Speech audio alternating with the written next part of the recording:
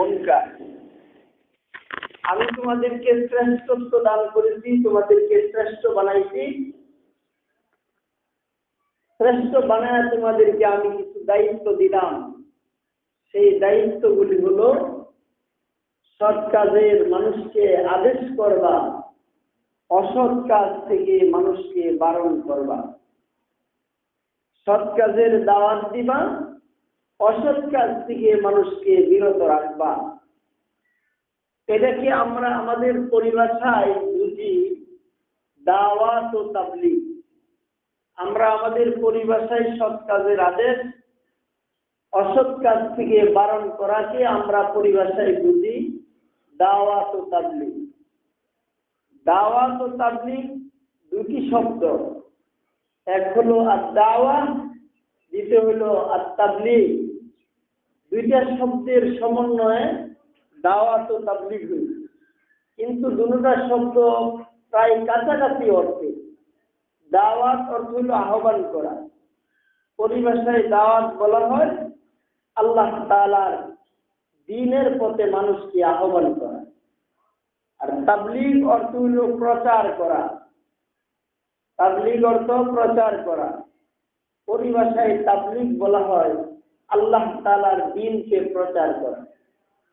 তাহলে দাওয়াত ও তাবলীগ এই দুইটা প্রায় সেম অর্থের, প্রায় কাছাকাছি অর্থের শব্দ। এক হলো আল্লাহর দ্বীনের দিকে আহ্বান করা, দ্বিতীয় হলো আল্লাহর দ্বীনকে প্রচার করা। আহ্বান করলেই তো প্রচার হবে। একটা আরেকটার জন্য লাজেম, একই অর্থের, প্রায় কাছাকাছি অর্থের দুটি শব্দ সমন্বয় হয়েছে দাওয়াত ও তাবলীগ। দাওয়াত ও তাবলীগ এটা সাধারণ কাজ না, এটা অনেক উঁচা পায়া কাজ, অনেক বড় কাজ। যেই কাজ আল্লাহ তাআলা আম্বিয়া কেরাম আলাইহিমুস সালাতু ওয়াস সালামের মাধ্যমে নিয়েছেন। আম্বিয়া কেরাম দাওয়াত এবং তাবলীগের কাজ করেছেন, এবং আম্বিয়া কেরামের পরে আল্লাহ তাআলা আমাদেরকে কুনতুম খায়রা উম্মাতিন উখরিজাত লিন-নাস, আল্লাহ তাআলা এই উম্মতের মধ্যে আল্লাহ তাআলা এই দাওয়াতের কাজ আল্লাহ তাআলা দান করেছেন।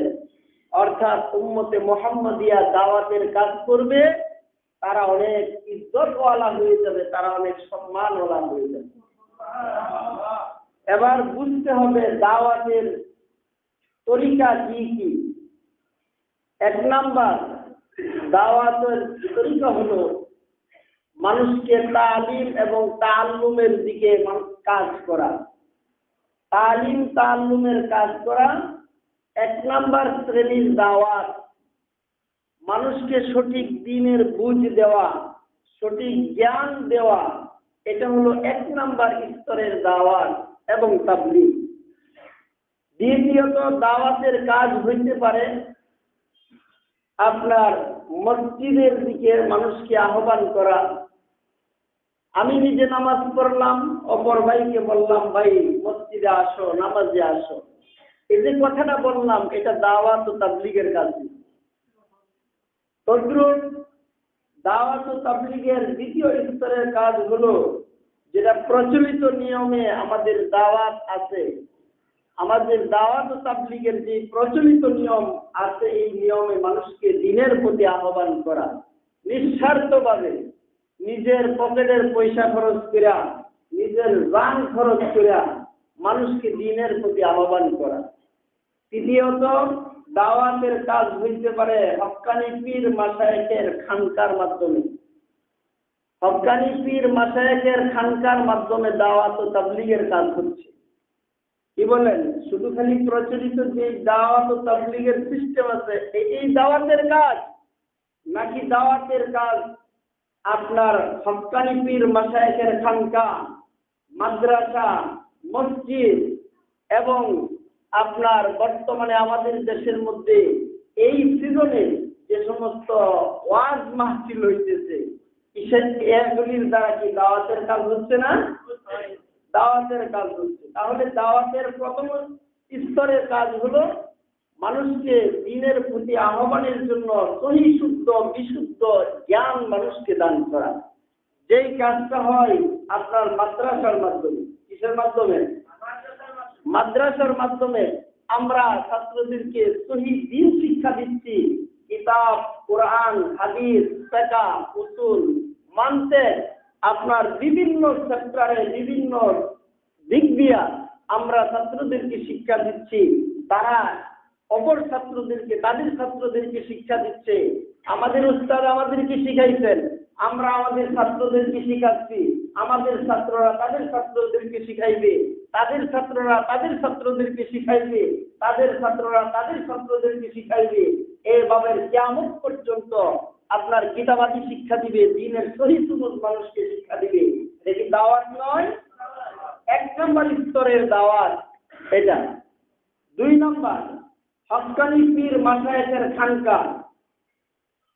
পীর মাশায়েখের খানকা বলতে আপনারা অন্য কোনো চিন্তা করবেন না। হক্কানি পীর মাশায়েখ বলছি যাদেরকে উলামায়ে হক, যাদেরকে যাদের হক্কানিয়ত সম্পর্কে আপনার সত্যায়ন করবে, তারাই হলো আহলে হক। হক হওয়া আর না হক হওয়া জনসাধারণ নির্বাচন করতে পারবে নাকি এটার জন্য কিছু জ্ঞান বিজ্ঞানের কিছু বুদ্ধির দরকার আছে? কি বলেন? জ্ঞানীদের সাথে অর্থাৎ দ্বীনের বিষয়ে যারা বিজ্ঞ, যারা দ্বীন বুঝে, দ্বীন জানে, তারা যাদের হক্কানিয়ত সম্পর্কে প্রমাণ দিবে, যাদের হক্কানিয়ত সম্পর্কে সার্টিফিকেট দিবে, তাদেরকে সত্যায়িত করবে, তারাই হলো হক্কানি পীর এবং মাশায়েখ। কথাটা ক্লিয়ার? বুঝছেন তো আপনারা? তাহলে হক্কানি পীর মাশায়েখের খানকার মাধ্যমে দ্বীনের দাওয়াত হচ্ছে কি হচ্ছে না? কি বলেন? ইসলামের কাছে গেলে পরে ইসলাম কি মনে করেন নামাজ পড়ার লেগে, রোজা রাখার জন্য, যাকাত দেওয়ার জন্য, ফরজ হজ করার জন্য, তাসবিহ, তাহলিল, জিকির, আজকার, আপনার ফরজিয়ত, সুনান, মুস্তাহাব্বাত, আপনার সকল পর্যায়ের কাজ হাতে নাতে হক্কানি পীর মাশায়েখ শিক্ষা দেন কি শিক্ষা দেন না? তারা হাতে নাতে সহি দ্বীনের যেই আমল আছে এই আমল তারা শিক্ষা দিচ্ছে। তাহলে হক্কানি পীর মাশায়েখের খানকাও দাওয়াত ও তাবলীগের কাজ হচ্ছে। কি হচ্ছে না? কি বলে? অবশ্যই হচ্ছে।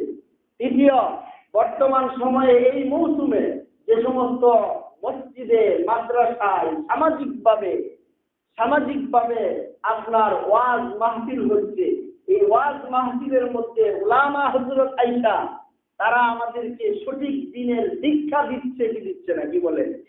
অবশ্যই সঠিক দ্বীনের পথ তারা আমাদেরকে দেখাই দিচ্ছে। তাহলে এই সমস্ত মাহফিলের মাধ্যমে দাওয়াত ও তাবলীগের কাজ হইতেছে।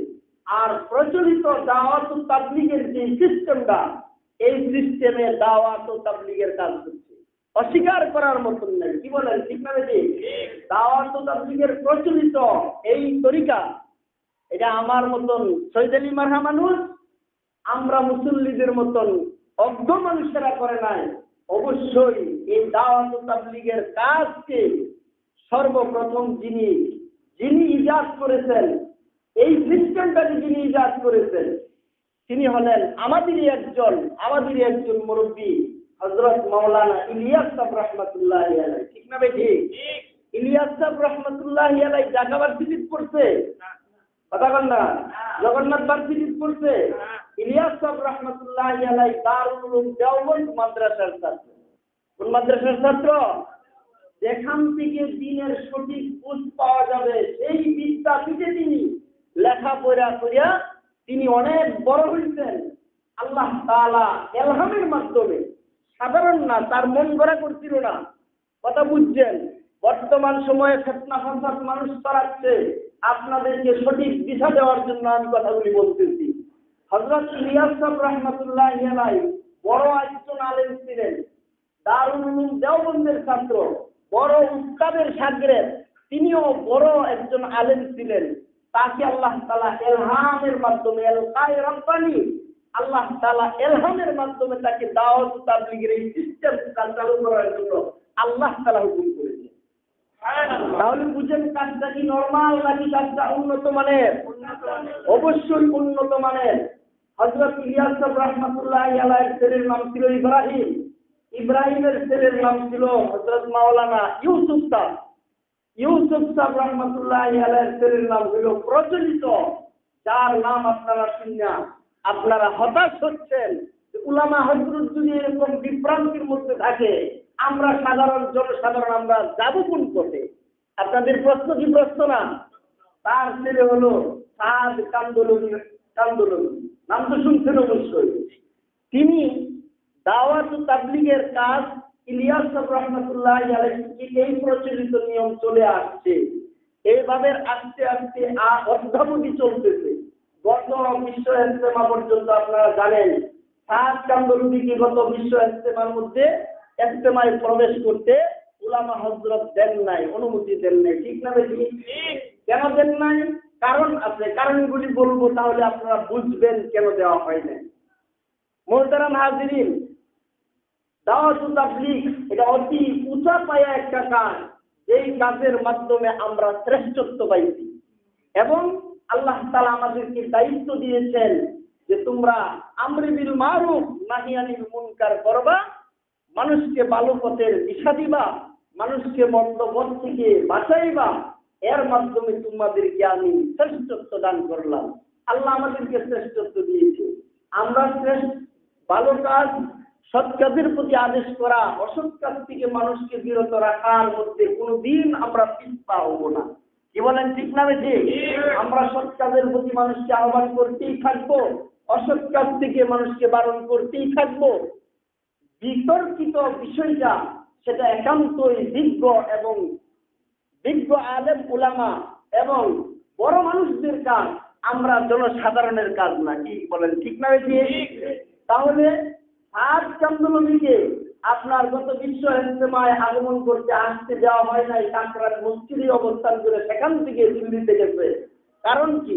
কারণ হইল ইলিয়াস রহমাতুল্লাহ আলাইহি যে নিয়মে দাওয়াত ও তাবলীগের কাজ সাদ কান্দোলনীর নেতৃত্ব পর্যন্ত আসছে, সাদ কান্দোলন দাওয়াত ও তাবলীগের একটা নিয়ম, একটা সিস্টেম আছে। সেখানে কোনো বুড়াবুড়ি নয়, সেখানে আপনার কণ্ঠপুরে মতকে সকলের একমতে যাকে আমির নিয়োগ করা হবে সে আমিরের দায়িত্ব পালন করবে। এটা ইসলামের নিয়ম।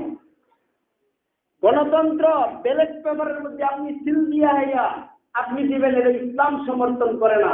কথা বুঝছেন? পেশ লাগায়েন না আবার উল্টা পাল্টা। দিনের কাজ যেটা ইসলাম সমর্থন করে না, এরকম ভাবে দিনের কাজ কি হইতে পারে না, চলতে পারে না। তাই 8 থেকে 10 জন শুরার সদস্য ছিল, যাদের পরামর্শে দাওয়াত ও তাবলীগের কাজ প্রচলিত হবে, এমন 8 থেকে 10 জন সদস্য ছিল। একে একে সাদ কান্দোলনী পর্যন্ত এই 10 জন থেকে গালিবে গুমান 6 থেকে 7 জন ইন্তেকাল করেছেন, মারা গেছেন। নিয়ম ছিল যে একজন মারা গেলে তার স্থলা বিশিষ্ট আরেকজন আলেম বিআই সদস্য পদ কি করা, পূর্ণ করা। কিন্তু সাদ কান্দোলনী একক নেতৃত্বে আপনার যারা মৃত্যুবরণ করছে তাদের স্থলে কি করে নাই, কোনো শুরা সদস্য নিয়োগ দেয় নাই। এভাবে চলতে চলতে বিগত কিছুদিন আগে কিছু মতামত সে তার কিছু রায় বর্ণনা করছে। সেটা হলো যারা দাওয়াত ও তাবলীগের মেহনত করবে না তারা জান্নাতে যাবে।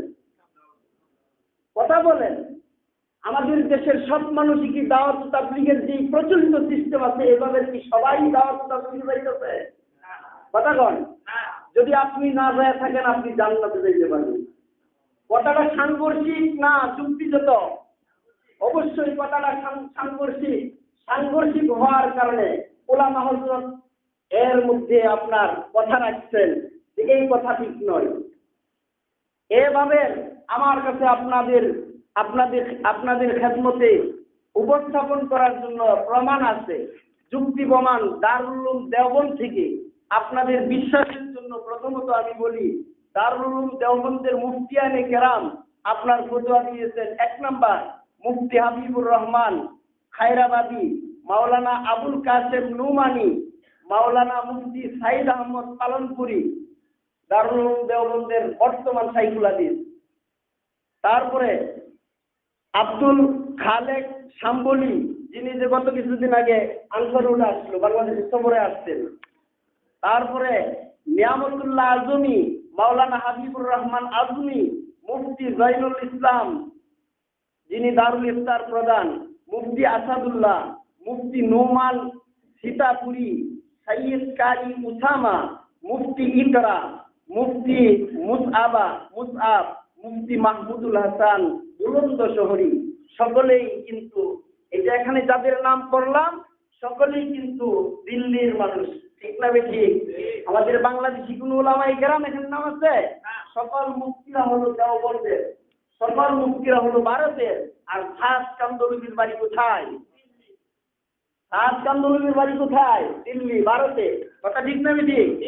এক নাম্বার দেখেন, খাস কান্দলুবি যে সমস্ত ব্যতিক্রমধর্মী প্রশ্ন ইসলামের উপর আরোপিত করেছে তার মধ্যে এক নম্বর হলো হযরত মূসা আলাইহিস সালাতু ওয়াস সালাম নিজ কওম এবং জামাতকে ছেড়ে দিয়ে আল্লাহর সঙ্গে কথা বলতে চলে গিয়েছিলেন, যার ফলে বনি ইসরায়েলের 5,88,000 মানুষ পদভস্ত হয়ে গেছে। তিনি তো আসল ছিলেন, আমির ছিলেন, তিনি জিম্মাদার ছিলেন। আসল আমির কেউ উপস্থিত থাকা চাই। তিনি আল্লাহ তাআলার, আপনারা ঘটনাটা বুঝলেন, মূসা আলাইহিস সালাতু ওয়াস সালাম তুর পর্বতে আল্লাহ তাআলার সাথে কথা বলতে গিয়েছিলেন, তওরাত আনতে গিয়েছিলেন, 40 দিনের চিল্লাই গিয়েছিলেন। কথা বল, চিল্লার অনেক গুরুত্ব, অস্বীকার করার মতন নয়। মূসা আলাইহিস সালাতু ওয়াস সালাম তুর পর্বতে আল্লাহ তাআলার কাছ থেকে তওরাত শরীফ আনার জন্য তিনি গিয়েছিলেন। সেখানে কতদিন সময় কাটাইছিলেন? 40 দিন সময়।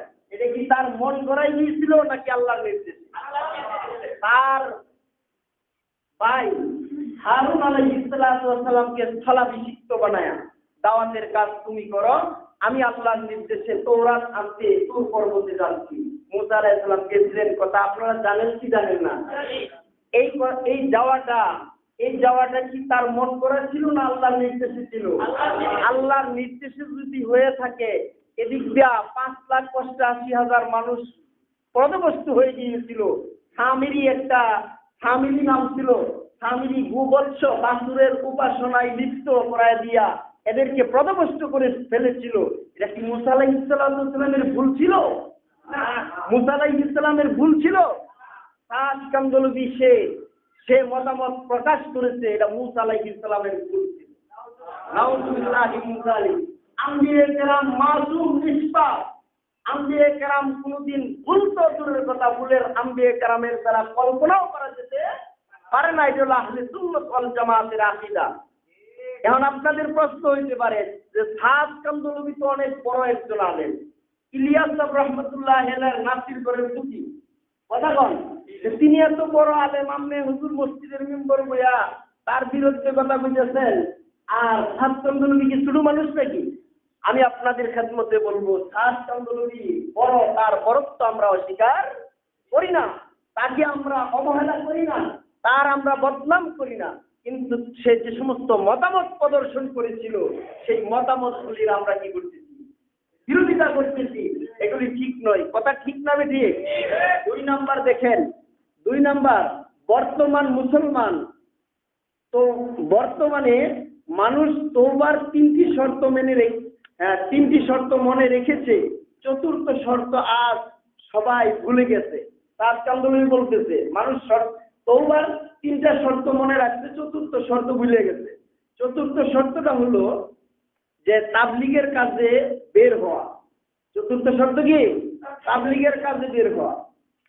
তওবার 3টা শর্ত কি? যে গুনাহ করছি গুনাহের প্রতি লজ্জিত হওয়া, অনুতপ্ত হওয়া, ভবিষ্যতে না করা। কথা বল না যা, ভবিষ্যতে না করা। 3য় শর্ত কি?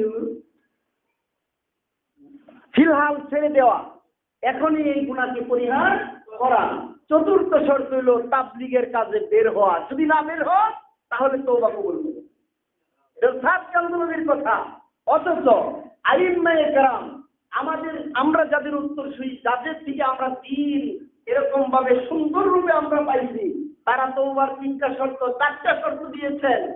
আপনার 4টা শর্ত হাদিসে পাকের মধ্যে আসছে, কিন্তু খাস কান্দলুবি 4র্থ শর্ত লাগাইছে যে দাওয়াতের কাজে না বাড়লে তওবা কবুল হবে। কথা কন না কিয়া? তাহলে লন চলুন, আমরা যারা আছি সব বাড়িঘর ছেড়া, মাদ্রাসায় যারা আছি, মসজিদে যারা আছি, ব্যবসায়ী যারা আছি, জনসাধারণ, শ্রমজীবী, কর্মজীবী যারা আছি, সবাই দাওয়াতের কাজে বাইরে যায়। ইসলাম কি এটা বলছে? আমরা সবার যার যার কাজ ছাইরা হইয়া খালি দাওয়াতের কাছে চলে যাব, ইসলাম এটা কইছে? আল্লাহ তাআলা কালামে হাকিমের মধ্যে বলেছেন, ওয়ালতাকুম মিনকুম উম্মাতুন ইয়াদউনা ইলাল খায়র ইয়া'মুরুনা বিল মারুফ ওয়া ইয়ানহাউনা আনিল মুনকার ওয়া উলাইকা হুমুল মুফলিহুন। আল্লাহ কি বলছে?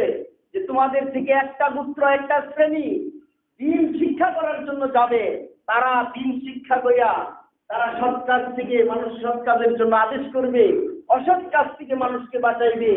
এইভাবে এই কাজ এই পদ্ধতি যদি করতে পারে তাহলে তোমরা সফল কাম হয়ে যাইবা।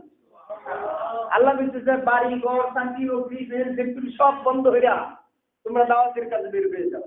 এমন সে দাওয়াতের কাজকে এত গুরুত্ব দিয়েছে যে তওবা কবুল হওয়ার শর্তের মধ্যে সে ধরছে যে দাওয়াতের কাজে না বাইরে তওবাই কবুল হবে। এটা কি সাংঘর্ষিক না অসাংঘর্ষিক? 3 নাম্বার হেদায়েতের জায়গা একমাত্র মসজিদ। যে প্রতিষ্ঠানগুলোতে দ্বীনি শিক্ষা দেওয়া হয়, আল্লাহর কসম সেগুলোর যদি মসজিদের সাথে সম্পর্ক না থাকে তাহলে সেখানেও দ্বীন নেই। দ্বীনি শিক্ষা হবে কিন্তু দ্বীন হবে না। দ্বীনি শিক্ষার মূল কেন্দ্র মসজিদ, মাদ্রাসা নয়। মাদ্রাসায় দ্বীনি শিক্ষা হয় না। আমরা গোড়ার গাছ করি কি করি, কথা কইলে গেলে আমরা আলুর ভর্তা আর পান্না ডাল যে ডাল আপনারা খাইতেছেন না, আলুর ভর্তা যেটা আমরা খাই এটা আপনারা খাইতেছেন না। কথা বুঝাইছে? এটা আলুর ভর্তা আর পান্না ডাল খেয়ে আমরা দিনের কাজ করি না, বড়দিনের কাজ করি। কথা কন? বলতে বলতে এমন পর্যায়ে বলেছে মসজিদ মাদ্রাসা থেকে যে বেতন গ্রহণ করা হয় এই বেতন গুলো বেশ্যার কামাইয়ের মতো। বলেন আমরা সাত কান্দলবির বিরোধিতা করি না, তার মতের আমরা বিরোধিতা করছি।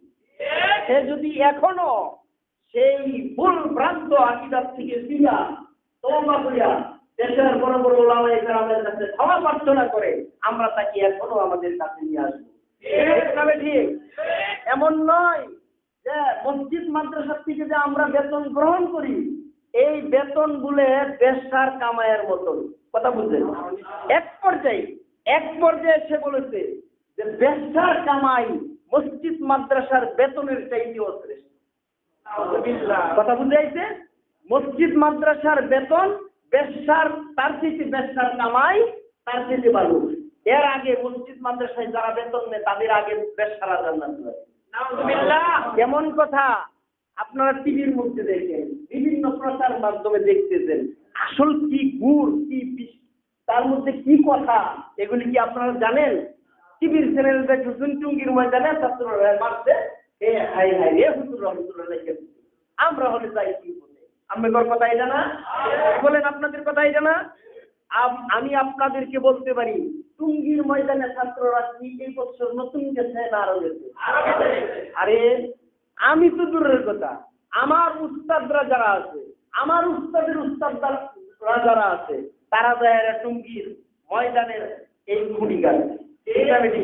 আমরা অন্য একটা গাছিও দিচ্ছি, আমরা দিচ্ছি না না দেয় আমি মেম্বরে বলছি। কথা বল না যা, আমরা টুঙ্গির ময়দানে একটা গাছিও দিয়া এটা খুঁটি গায়ে না গায়ে মেম্বরে বলছি। কি করেন দেই নাই আমরা? এটা আমাদের ছাত্ররা দিচ্ছে। আবার কিয়ামত পর্যন্ত তালেবে ইলম যারা আছে মাদ্রাসার ছাত্র বলেন স্কুলের ছাত্র আছে, অস্বীকার করার মতো নাই। স্কুল কলেজের ছাত্র আইসা সহযোগিতা করে কি করে না, কিন্তু প্রধান কাজটা কে করে? ওলামায়ে কেরাম, ছাত্ররা করে। এই বছরই কি নতুন না আগেও করছে? বিতর্ক সেটা অস্বীকার করবো না, বিতর্ক আছে। এবছরের প্রোগ্রাম ছিল যে ছাত্ররা কাজ করবে, সেখানে পড়বে, সেখানে জিকির করবে, জিকিরাজগার করবে।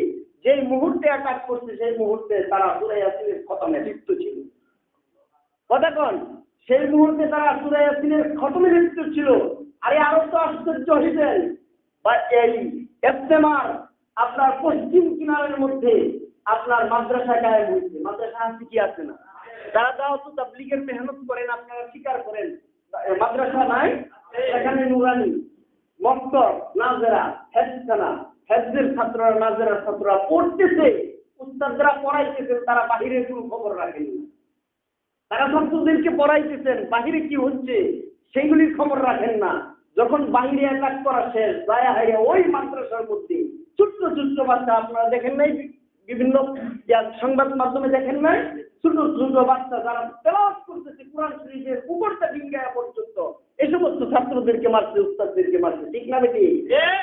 মনে রাখবেন, ইসলাম কিন্তু এই মিডা মিডা কথার দ্বারা ইসলাম হয়েছে। কথা কন, যেই জায়গার মধ্যে মুসলমানের রক্ত বের হইছে, যেই জায়গার মধ্যে মুসলমানের রক্ত ঝরছে, সেই জায়গায় ইসলামের জন্য আল্লাহ তাআলা কবুল করতেন। করতেন কি করতেন? বলেন, বদরের ময়দান 313 জন সাহাবী আর হাজার হাজার মুশরিক বেঈমান পারছে? কথা বলেন, পারছে? উহুদের ময়দান, খন্দকের ময়দান, তাবুকের ময়দান, যত যুদ্ধ হয়েছে সেখানে অল্প সংখ্যক মুসলমান ছিল। মুসলমানদের রক্ত যেখানেই চলছে সেখানে আল্লাহ তাআলা বিজয় দান করেছে। আজ পর্যন্ত যেই বাইতুল্লাহ জিয়ারতের জন্য, উমরা পালনের জন্য নবীজিকে বাধা প্রদান করা হয়েছিল হুদাইবিয়ার প্রান্তরে, ঠিক না বেটি?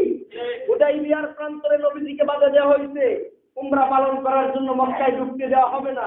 নবীজি সুন্দরভাবে, সাহাবায়ে কেরাম কিন্তু রাজি হয়েছে, আমরা যুদ্ধ করে হইলেও যায় উমরা পালন করে আসবো, উমরার নিয়তে আমরা মদিনা থেকে আসবো। নবীজি বলেন, শোনো সাহাবীরা, তাদের শর্ত মানি। তারা শর্ত দিচ্ছে, এই বছর রপ্তানি কষ্ট হয়ে গেছে হুদাইবিয়া পর্যন্ত, আপনারা জানেন হুদাইবিয়া পর্যন্ত গেছে, হ্যাঁ ফিরে আল্লাহ। দেখেন ইসলাম নবীজির কি আদর্শ ছিল, সব সাহাবীকে নিয়ে আবার নবীজি ফিরে আসছে। শর্ত, ফিরে আসতে হবে, আগামী বছর যাইতে হবে। ঠিক আগামী বছর যায় রে, কয়দিন থাকুন যাব? মাত্র 3 দিন। কয়দিন? 3 দিন। সব শর্ত মানছে, শর্ত মান্য উমরা করেছে, কিন্তু সেই মক্কাকে আল্লাহ তাআলা বিজয় দান করেন নাই। কি বলেন? মক্কা বিজিত হয়েছে না? নবীজির নেতৃত্বে আসছে, মুসলমানদের নেতৃত্বে আসছে, ফতে মক্কা হয়ে গেছে। ফতে মক্কার ভাষণের মধ্যে নবীজি বলে দিচ্ছেন, ঠিক না বেটি? তাহলে বুঝলেন টঙ্গীর ময়দানে আরো আপনাদেরকে যদি বলি, আপনারা সাধারণ মানুষ, আপনাদেরকে সব বলা যায় না। উলামায়ে কেরাম কারো বিরোধিতা করে? বলেন, কারো বিরোধিতা করে? উলামায়ে কেরামের কাজ কি কেউ দোষ বলা? আমি যে কথাগুলি বলছি, ইতিপূর্বে সাহাবকে আমরা অনেক সম্মান করি, সাহাবকে অনেক সম্মান করি, তার উত্তরসূরিদেরকে আমরা গরমতা করি। ইলিয়াস রহমাতুল্লাহ আলাইহির নামে মনে করেন পৃথিবীতে দাওয়াতের কাজ চলছে, এমন একটা বদলাম এই পর্যায়ে আইসা পৌঁছাইলা, দিনের লাভ না ক্ষতি। এটা কি উলামায়ে কেরাম বুঝে না? উলামায়ে কেরাম বুঝে না যে দিনের ক্ষতি হইতেছে, কিন্তু তারপরেও আসল ইতিকাদ, বিশ্বাসের প্রতি আল্লাহ বলে ক্ষমতা কম। আমার মুয়ের কথা না, সাক্ষাৎ বলছে আল্লাহর ক্ষমতা কম। আল্লাহ যদি মানুষকে হেদায়েত নিজেই দিতে পারতো তাহলে নবী রাসূল কেন পাঠাইছে? কথা ঠিক না ঠিক? মানে দাওয়াত ও তাবলীগের গুরুত্ব দিতে যায় হাইরে কইতাছে, আল্লাহ তার সব মানুষকে হেদায়েত করার ক্ষমতা নাই দেখি আল্লাহ নবী রাসূলের দিয়ে পাঠাইছে। তে লং সময় আমরা দিনের মধ্যে কত ভুলু, এটাকে ভুলু বলা হয়। মানে কত একতরফা কথা, বুঝতে পারছে? দিনের সব সাইড বাদ দিয়া হেরা একতরফা কথা। আপনাদের খেদমতে আরেকটা কথা বলি, না বললে আবার কইবেন এই কথাটা কইলে তো বুঝলাম না। আমরা তো মসজিদ থেকে বেতন নেই, এটা কি হারাম বেতন নেই? কথা কন, মাদ্রাসা থেকে যে আমাদেরকে বেতন দেওয়া হয় এটা কি ঠিক না মনে হয়? আরে মুআখিরিন মুতাআখিরিন আইম্মায়ে কেরাম ফতোয়া দিয়েছেন, আমরা ফতোয়া ছাড়া কাজ করি না। আল্লাহ তাআলা ফতোয়া দিয়েছেন, ঠিক না বেটি? উলামায়ে কেরাম ফতোয়া দিয়েছেন হাফসে ওয়াক্ত। আপনি মাদ্রাসা নামাজ পড়াইতে যে সময়টা মসজিদে আসতেছি, মাদ্রাসার মধ্যে যে সময়টা থাকতেছি, এই সময়টা না থাকতে যদি কই না আপনি করলেন ফ্যাক্টরি যেতাম, আমরা যদি 15,000 ফাইনান্স করে 10,000 দিল হইলে না দিল না হইলে, তাই এই সময়টাতে আজকে থেকে বুঝছেন, মাসালা বুঝলেন। হাফসে ওয়াক্ত, এটাকে বলা হয় হাফসে ওয়াক্ত। সময় দিয়ে আপনি এখানে কি করলেন, আজকে রইলেন, থাইকে গেলেন, এই হাফসে ওয়াক্তের বিনিময়ে বেতন।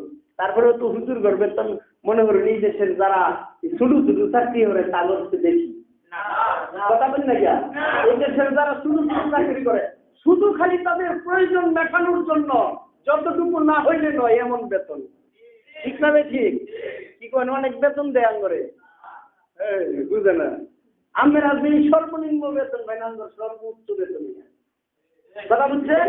আপনি এবার মাস গেলে হাই হাই ইহা নাই, বাজার নাই, এই নাই, এই নাই, আমরাও তো আইন চাষ করবো, ঠিক না বেশি? তাহলে মনে হয় এটা ব্যবসার কামাইয়ের চাইতে জঘন্যতম। আজকে আন্দোলনের এই কথার প্রতি আমরা ধিক্কার জানাচ্ছি। আজকে আন্দোলনের এই কথার প্রতি আমরা ধিক্কার জানাচ্ছি। আজকে আন্দোলনের প্রতি আমাদের কথা হলো, তুমি এই সমস্ত ভ্রান্ত মতবাদ থেকে তুমি মানুষকে বিভ্রান্ত করার জন্য যে কথাগুলি বলছো, দিনের খাতিরে তুমি বলতেছো, তুমি মনে করছো, কিন্তু আসলে এই দিনের প্রতি তুমি চরম আঘাত আনছো। তুমি এই পথ থেকে পরিহার করে এই পথ থেকে তুমি আসো, না ফিরে আসলে তোমার দুনিয়াও ফেরাউনের দুনিয়া, ফেরাউনের মতন তোমার কাটবে। ভিতর পরে তুমি নাজাত পাইবা না, ভিতর পরে তুমি নাজাত পাইবা না। কোন পথে নাজাত উলামা হযরত বুঝে না, কি কোন বুঝে না? কোন পথে নাজাত, কোন পথে মুক্তি উলামা হযরত বুঝে না। আমরা সম্মানিত মুসল্লিয়ান, আপনাদের খেদমতে আরজ, আমাদের দেশের যারা উলামায়ে কেরাম আছেন, ফেরতাজ উলামায়ে কেরাম, আমরা তাদের অনুসরণ করব কি করব না? ঢাকা থেকে মাহমুদুল হাসান সাহেব, কথা কন, হাটাজারি মাদ্রাসার হযরত, ঢাকার মাহমুদুল হাসান সাহেব, নূর হুসাইন কাজী সাহেব, এইভাবে বড় বড় হযরত আমাদেরকে যে দিক নির্দেশনা দিবেন, এখন কইবেন যুবক দিন আমরা দাওয়াত তাবলীগ আসলেন না, কই গেছলেন? কথা কন না, এই প্রশ্ন আমরা আমারে করতাম না। সেই প্রশ্নের উত্তর হইল, আমরা দিনের একটা শাখা নিয়ে, আমরা সবচেয়ে বড় একটা শাখা নিয়ে আসছিলাম, মসজিদ নিয়ে, মাদ্রাসা নিয়ে আসছিলাম, ঠিক না বেশি? আমরা তাবলীগের কাজ চলতেছে, যার মাধ্যমে হোক দিনকে আল্লাহ তাআলা আদনা মানুষের দ্বারাও দিনের কাজ নিবেন, কি নিবেন না?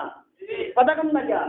দিনের কাজ আল্লাহ তাআলা আদনা থেকে আদনা মানুষের দ্বারাও নিবেন, এটা আমরা জানি।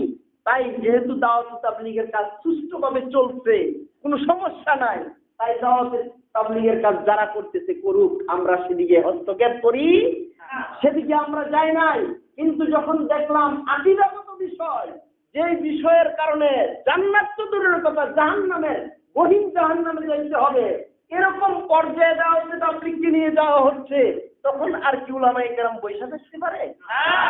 এই জন্য উলামায়ে কেরামের কাছে দাওয়াতের এই কাজের দায়িত্ব এসে গিয়েছে, আল্লাহর পক্ষ থেকে আসছে।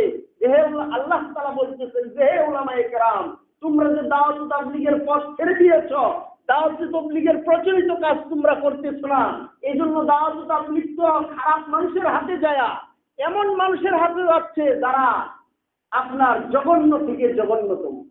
ওয়াসিক নাম কি তার?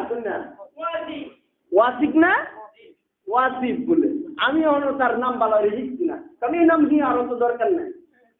কথা বুঝছেন? ওয়াসিফ বাংলাদেশের যেই আমিরের দায়িত্বে আছে, তাদের পক্ষ থেকে যাকে আমিরের দায়িত্ব দেওয়া হয়েছে, আলেন, আমি বলবো না, তার সন্তানের ভিডিও চিত্র যদি আপনারা দেখেন, তার ভিডিও যদি আপনারা দেখেন, তাহলে তাকে অবশ্যই আপনারা ধিক্কার করবেন, তার চোখের মধ্যে, তার মুখের মধ্যে আপনারা থুতু ফেলবেন। সম্মানিত মুসল্লিয়ান, আমরা বলতেছি মসজিদে নামাজ পড়াই, মাদ্রাসায় পড়াই, আমরা কি গুনাহ করি না? কথা বলি না কেন? আমরা মনে ফেরেশতা হয়ে গেছি, আমার গুনাহ হয় না, প্রকাশ্য গুনাহ আমরা করি না, আলহামদুলিল্লাহ। কথা ঠিক না বেশি? আমরা চুরি করি, কথা কন, আমরা ডাকাতি করি, আমরা মদ খাই, আমরা ঘুষ খাই, এ সমস্ত প্রকাশ্য গুনাহ ইনশাআল্লাহ আমরা করি না। প্রকাশ্য গুনাহ থেকে আত্মরক্ষা করার সর্বাত্মক চেষ্টা আমরা করি, সবসময় চাই যে প্রকাশ্য গুনাহ আমার থেকে না হোক। যদি গোপনীয় গুনাহ হয়ে যায়, আল্লাহর কাছে আমরা তওবা করি কি করি না? কথা কোন ক্ষেত্রে আমরা মনে ঘুমায় যাই, লাউডি উঠে পরে মনে খালি বই পড়ি, আল্লাহর কাছে দোয়া করি, বুঝলেন না এই কথা? গোপনীয় গুনাহ হয়ে আল্লাহ তাআলা গোপন ভাবে মাফ করে দিতে পারে, এটা অনুমোদন না, যে গোপনীয়রা করুন। কথা বুঝছেন নাকি? যদি হয়ে যাওয়া অনিচ্ছাকৃত। কিন্তু ওয়াসিফের অবস্থা যদি আপনারা দেখেন, যারা নেট চালান তারা বুঝবেন, বুঝাইছে তার ছেলে এসে কিতা জানি হুরুর লাগে, কেন দেখুনছে আমি বুঝি না, কইরা দেখছেন তার ছেলে খ্রিস্টান মেয়েকে দিয়া করছে, যে সমস্ত মেয়েদের ছবি তার সামনে অদ্যবাপিত, কথা বলুন, দাড়ি অনেক লম্বা, বুঝাইছে, সাইজ খুব সুন্দর দেখতে, যা যা অবস্থা আপনাদেরকে এই আওয়ামের খপ্পর থেকে বাঁচার জন্য আপনাদেরকে বলতেছি।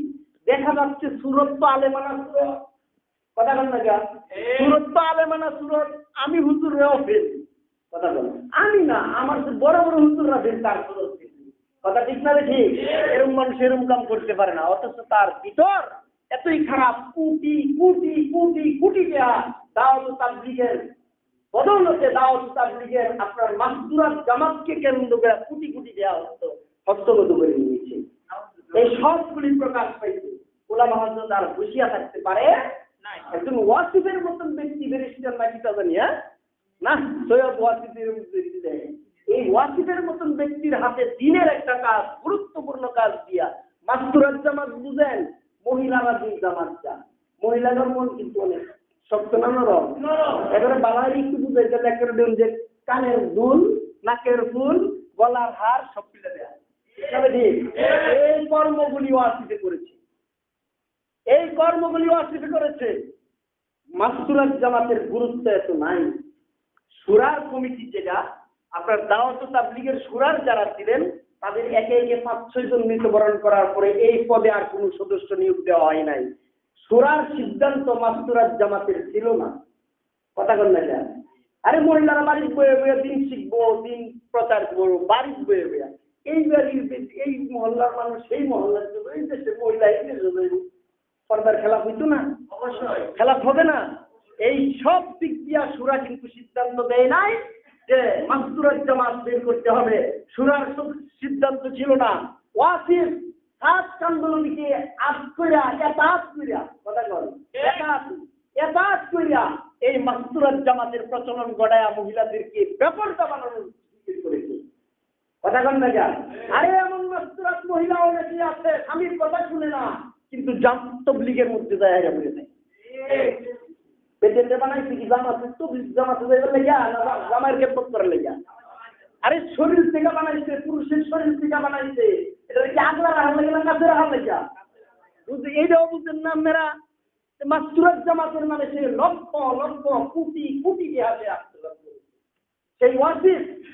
তাই বাংলাদেশের যেই এতাতি জামাত আছে, আমি তো জানি না, গত সপ্তাহে আমাদের মসজিদে আসছে না, আমি তো খাইছি তাদের সাথে, তাবলীগ জামাতের, বুঝছেন, খাইছি তাদের সাথে, বয়ানের মধ্যে কি হায় ফেসলাম কথা কিরকম বেশ কম কথা বলতেছে। আমার মামা হাজির সাহেবের নাতি সাহেবের মামা, উনি বলতেছে বুঝাইছে, এরপরের থেকে আর কাছে খালি 3 দিন কেমনে যাইবো নামাজ ধরবে, খালি কোন রকম মসজিদে না যায়। সাবধান, সকল মসজিদ ওয়ালাদেরকে আমি বলবো সাবধান, মসজিদের মধ্যে একাধিক গ্রুপ 7 কান্দলবির অনুসারীরা যেন আরে দেখেন না, 7 কান্দলবির লোকেরা কি বলে জানে, তো আমরা 7 কান্দলবির একাজ করে যাই যদি আমরা জাহান্নামে যাব। কথা কোন লা তুআতা লিমাখলুকিন ফি মাসিয়াতিল খালিক, আল্লাহর নাফরমানি কইরা মানুষের এতাত করা এটা জায়েজ নাই, এটা ঠিক নয়। এরা বলে 7 কান্দলবির এতাত আমরা করবই, কেমন লাগবে এরা তালেবে ইলমদেরকে, ছাত্রদের রক্ত বাইর করবো, তারপরে 7 কান্দলবির কথা আমরা পালন করবো। এদের কথা সাদের অনুসরণ করতে করতে আমরা মরে যদি জাহান্নামেও যাই, তারপরে আপত্তি নেই। কত বড় কথা চিন্তা করছেন, কত বড় কথা চিন্তা করছেন। সম্মানিত হাজিরিন মুসল্লিয়ান, আপনাদের খেদমতে আরজ 7 অনুসারী একাধি গ্রুপ যদি মসজিদের মধ্যে তাবলীগ নিয়ে আসে, এদেরকে আপনারা মসজিদে ঢুকতে দিবেন না, ইনশাআল্লাহ মসজিদে ঢুকতে দিবেন না, মসজিদে ঢুকতে দিবেন না, এদের অনুসরণ করবেন না। ইসলামের এই সূচনা লগ্নে, আপনার ইসলামের এই শেষ লগ্নে, ইসলাম শুরু থেকে আসছে এ পর্যন্ত কিয়ামত গনিয়ে আসছে, কিয়ামতের পূর্বে এমন ফিতনা প্রকাশ পাওয়াটা স্বাভাবিক, কথা বল না, এমন প্রকাশ পাওয়াটা স্বাভাবিক। মানুষ সকালবেলা মুসলিম থাকবে, বিকালবেলা কাফের হয়ে যাবে, বিকালবেলা মুসলিম থাকবে, সকালবেলা কাফের হয়ে যাবে। এগুলি নবীজির ভবিষ্যৎবাণী, 1400 বছর আগে নবীজি বলে গেছে। সাদের মতন আপনার আকৃতি চেহারা নিয়ে মানুষ যে ইসলামের ক্ষতি করতে পারবে না, এটার কোনো গ্যারান্টি নাই। বাংলার কিছু নব্য ফেরাউন আছে, কথাগণ, বাংলার কিছু নব্য ফেরাউন আছে, আলেম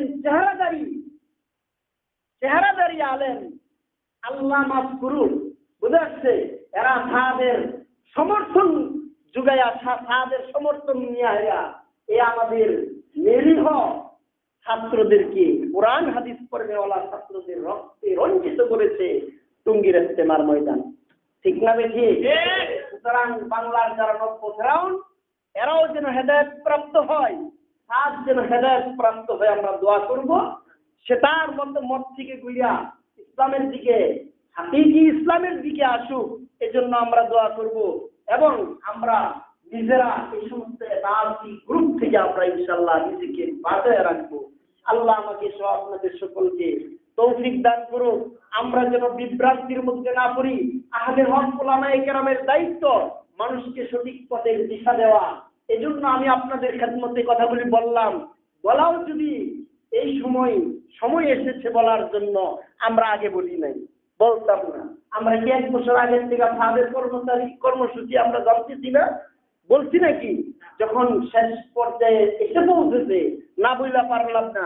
আল্লাহ এদেরকে হেদায়েত দান করুক, আমাদেরকে এদের সংস্রব থেকে আমাদেরকে এজতেনাব করা, বিরত থাকার আল্লাহ তাআলা তৌফিক দান করুক।